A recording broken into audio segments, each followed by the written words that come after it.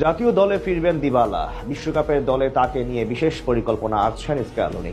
দলীয় কম্বিনেশনে নতুন এক পজিশনে দেখা যেতে পারে তাকে।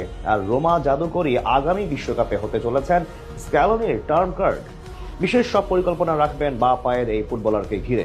আর্জেন্টিনা দলে ফিরলে কোন পজিশনে দেখা যাবে দিবালাকে? সময় যত ঘনিয়ে আসছে ততই পাওলো দিবালার জাতীয় দলের জার্সিতে মাঠে নামার সম্ভাবনা আরো উজ্জ্বল হচ্ছে। আপনি বলতেই পারেন দিবালা তো ইনজুরিতে দীর্ঘদিন মাঠের বাইরে, তাহলে কিভাবে ফিরবেন তিনি আবার জাতীয় দলে? কিংবা স্কালোনির বর্তমান দলে তার প্রয়োজনীয়তা কতটুকু? ফিরলেই বা তার পজিশন কি হবে?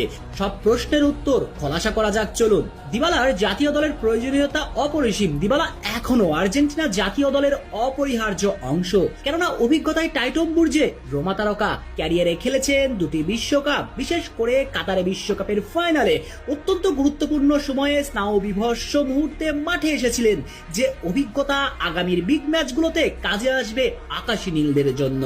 বিশেষ করে ফ্রন্ট লাইনে যে মারিয়ার মতো অভিজ্ঞতাকে পাচ্ছে না স্কালোনি, তাই দিবালার অভিজ্ঞতা ব্যবহার করতে পারবেন আর্জেন্টাইন ওস্তাদ। বিশেষ করে নকআউট ম্যাচগুলোতে শেষ 15 থেকে 20 মিনিটের জন্য তিনি হবেন তুরুপের তাস, তাই তার প্রয়োজনীয়তা অপরিসীম।